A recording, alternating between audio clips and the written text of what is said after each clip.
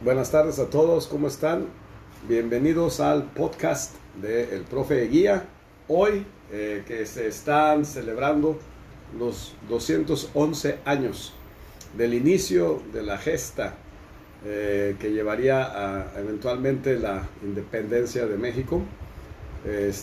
Ha sido una gran celebración desde anoche y ya hoy por la mañana. Y bueno, resulta ser que ayer precisamente el podcast eh, lo dedicamos a las tres derrotas que sufrió la derecha mexicana en poco más de 15 días, menos de un mes. Y pues resulta ser que pareciera ser que siguen en la misma tendencia, porque ahora resulta que están muy molestos. Han estado tuiteando, han estado sacando memes, inclusive por allí el caricaturista Calderón sacó una viñeta, un cartón bastante desafortunado. ¿Y por qué? Pues bueno, resulta ser que para esta celebración de los 200 años del inicio de la gesta independentista, aquella gesta que iniciase en Hidalgo y que estuviese acompañada por este grupo de insurgentes, ¿no?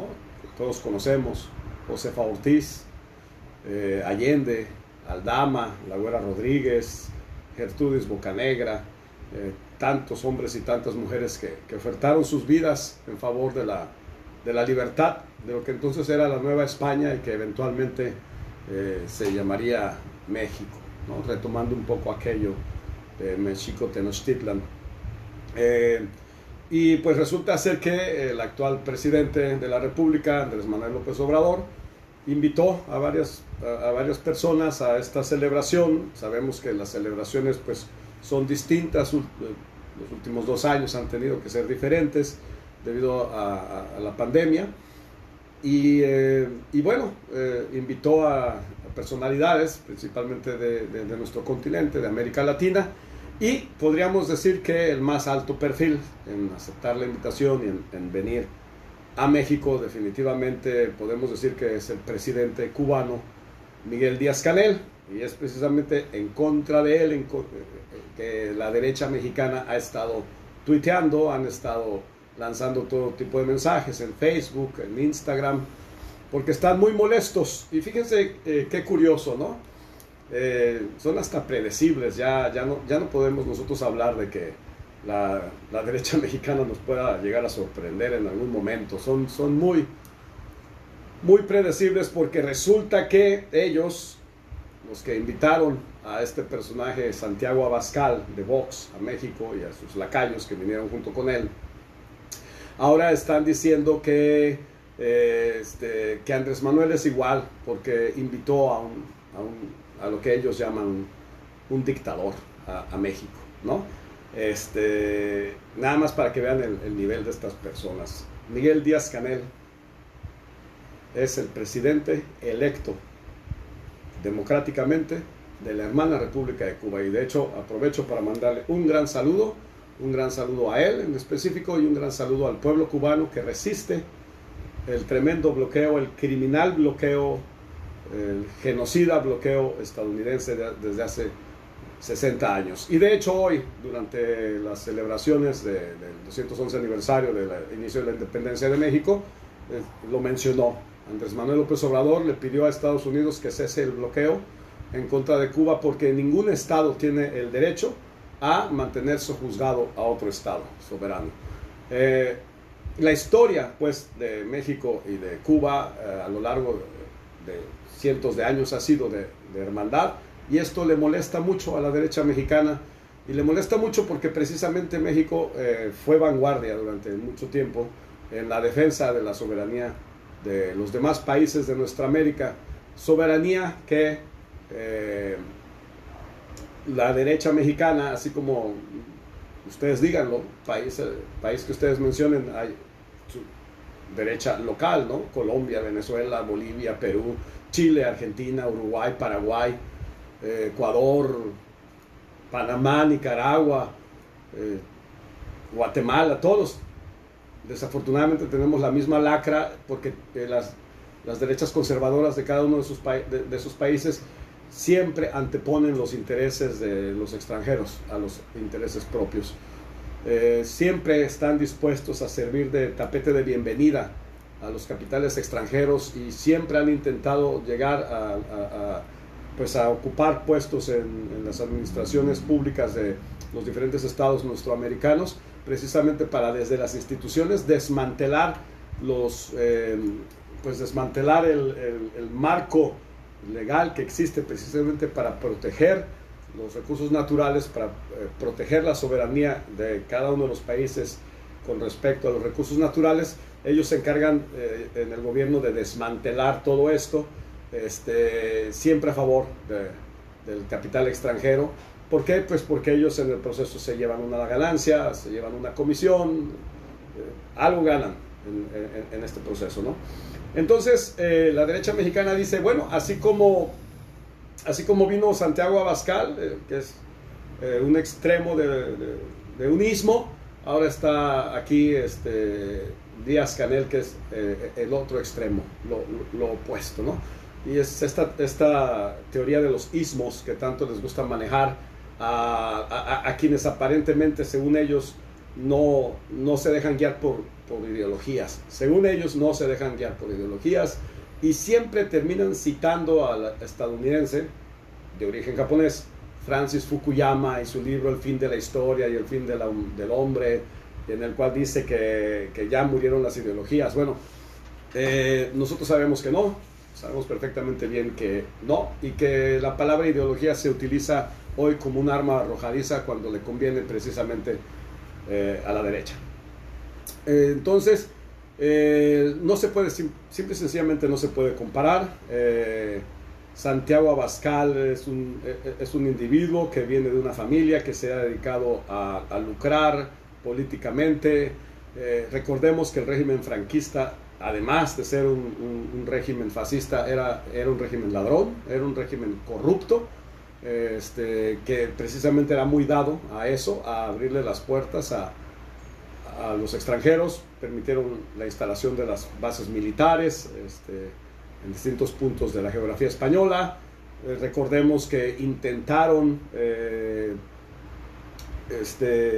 construir 4 plantas nucleares en el territorio del País Vasco. El País Vasco es muy pequeño, imagínense 4 plantas nucleares allí. Afortunadamente la lucha del pueblo vasco, esa forma en que se aglutinaron las distintas expresiones de lucha del pueblo vasco, sus jóvenes, sus ecologistas, todos estuvieron marchando juntos y evitaron la apertura de estas cuatro plantas nucleares. ¿Y por qué estoy diciendo todo esto? Bueno, porque precisamente gente como Santiago Abascal les gustaría que los pueblos no lucharan por su soberanía, por el control sobre su territorio, por el evitar que haya plantas nucleares con esa capacidad de contaminar que tienen. Y a eso vienen a nuestro país, a eso vienen a México, a tratar de convencer a las élites políticas locales de permitirles hacer aquí lo que no pueden hacer allá en su propio país.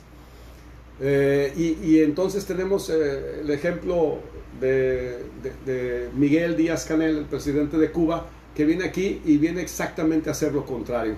El presidente Miguel Díaz-Canel, junto con Andrés Manuel López Obrador y otros líderes, otros estadistas latinoamericanos, lo que están buscando es precisamente que se vinculen todos los países del área y que creen estructuras, ¿no?, políticas, económicas, comerciales, culturales, que permitan a los pueblos de América Latina desarrollarse plenamente, para así dejar de estar bajo el yugo de otros polos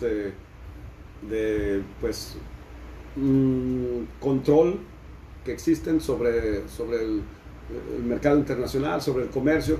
Uno de ellos es Estados Unidos por sí solo, el otro es la Unión Europea y así subsecuentemente, y América Latina debe buscar hermanarse Entonces, esta cuestión, ¿no?, de querer disculparse a ellos mismos por haber invitado a Santiago Abascal, echándole en cara a Andrés Manuel López Obrador que haya invitado al presidente cubano a participar en las celebraciones del inicio de la independencia de México con respecto, bueno, de la Nueva España con respecto a España,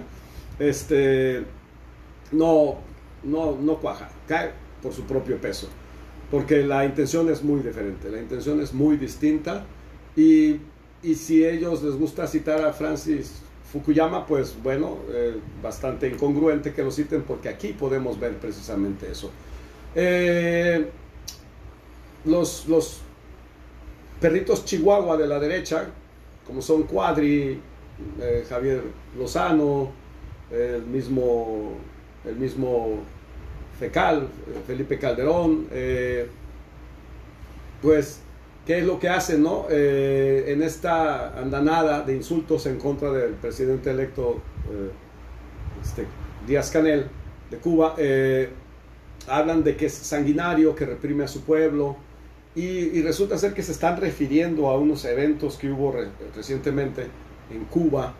¿Sí? Recordemos que la Gusanera en Miami organizó allí una serie de manifestaciones en Cuba en el peor momento de la crisis de la pandemia. Recién acababa de pasar un huracán por la isla. Las cosas han estado muy complicadas. Imagínense un país bloqueado durante 60 años al cual se le impide importar todo aquello que es necesario para enfrentar una crisis sanitaria como esta del coronavirus, pero que además en medio de todo eso es capaz de ofrecerse fraternalmente a las naciones de todo el mundo, enviando delegaciones médicas, ¿no?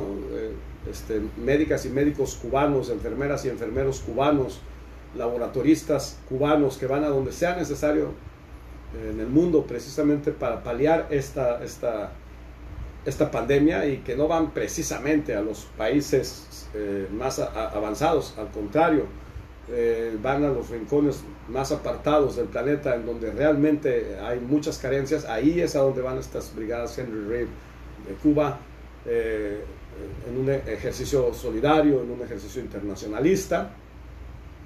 Imagínense toda esta situación en Cuba, cómo es de difícil cuando se les prohíbe importar jeringuillas, se les prohíbe importar algodón, se les prohíbe importar gasas, se les prohíbe importar los compuestos químicos que permiten la elaboración de medicamentos. Ante este escenario se podrán imaginar las carencias que se enfrentan en el día a día, y precisamente ante estas circunstancias se aprovechó la gusanera de Miami, como decía, ¿no? Raúl Velasco, Miami. La gusanera de Miami aprovechó para provocar ahí unos incidentes dentro de Cuba, y estos incidentes fueron gestionados como acostumbra el gobierno cubano, siempre con un respeto irrestricto a los derechos humanos. Y bueno, esta gente inventó que había gente desaparecida, inventó que había habido gente machacada a palos por los cuerpos policíacos. Al contrario, las fotos, los videos que surgieron a lo largo de los días fueron mostrando que el relato que habían contado la gusanera y sus aliados en distintas partes del mundo, también aquí en México, pues era eso, mentiras. Pues bueno, sin importar que al final de cuentas se haya demostrado que no había sido cierto eso que se había dicho hace escasamente 2 meses que había sucedido en Cuba, sin importar eso, la derecha mexicana ha utilizado eso para llamarle a Miguel Díaz-Canel, llamarlo dictador. No sabemos lo que entiende la derecha entonces por ese término, porque Díaz-Canel fue electo democráticamente. Tampoco sabemos si lo están utilizando por la cuestión de la permanencia en el cargo, porque eventualmente en Cuba va a haber elecciones, y si Canel resulta reelecto, qué bien, y si no, si alguien más resulta electo, Díaz-Canel pasará a servir a su patria desde otro ámbito. No hay mucho más que pensar acerca de eso. no hay forma de llamarle dictador y mucho menos represor, porque no le puedes llamar represor a alguien que simple y sencillamente no ha reprimido a su pueblo. Entonces, toda esta campaña de mentiras, de tergiversaciones, tampoco han cuajado. Resulta ser que en redes sociales hay muchas personas, mexicanos, defendiendo la visita de Miguel Díaz-Canel a México, defendiendo la presencia de autoridades cubanas en México para la celebración, recordándonos a nosotros la hermandad que ha existido entre estos dos pueblos desde hace tantísimo. Fue aquí donde estuvo Martí, en el exilio estuvo aquí forjó grandes amistades. También aquí estuvieron los grandes líderes de la Revolución Cubana, estuvo Fidel Castro, el comandante, estuvo aquí Raúl Castro, estuvieron otros más. Aquí conocieron a Ernesto Che Guevara, el guerrillero heroico, y de aquí armaron en México el movimiento libertador que los llevaría en el yate Granma. Un gran saludo al cuate, por cierto, un gran amigo nuestro. Van hasta allá y desde la Sierra Maestra lanzan esta lucha libertaria, claro, apoyados por distintos grupos revolucionarios ubicados en distintas ciudades de Cuba, y logran lo que nadie se imaginó, que una dictadura que estaba financiada, que estaba apoyada militarmente por Estados Unidos, terminara cayendo. Y cómo olvidar aquel 1 de enero, ¿no? Entonces, México y Cuba siempre han trabajado juntas de la mano. Por eso hoy el que estén estas dos naciones, estos dos líderes trabajando en favor, por ejemplo, de la CELAC, es un gran atino. Y tenemos precisamente nosotros que seguir atentos el desarrollo de todo esto que se nos está presentando en el escenario de América Latina, en el escenario recordemos, nuestra tercera frontera, ¿sí? Muchas veces gente de pocas luces como Jorge Castañeda, gente de muy pocas luces como Enrique Krause, de pronto convierten a México en una especie de apéndice de Estados Unidos y hablan exclusivamente de esa frontera. Y cuando hablan de la frontera sur, el Suchiate, cuando hablan de la frontera con las hermanas repúblicas de Centroamérica, lo hacen de forma desdeñosa por lo general, y por completo olvidan nuestra gran tercera frontera, que es el Mar de las Antillas, y ahí está la más grande de las Antillas: Cuba, Puerto Rico, República Dominicana, la Haití martirizada. Y si México logra volver a ser el gigante que alguna vez fue a nivel internacional, en el escenario internacional, si vuelve a convertirse en el líder en positivo para todas las naciones hermanas del Mar de las Antillas, o como se le conoce comúnmente, el Caribe, y si esto se va a lograr caminando de la mano con Cuba, con la Revolución Cubana, pues adelante. Bienvenido sea Miguel Díaz-Canel a México. Mandamos un saludo fraterno, un saludo desde el fondo del corazón, abajo y a la izquierda, a Cuba, al pueblo cubano.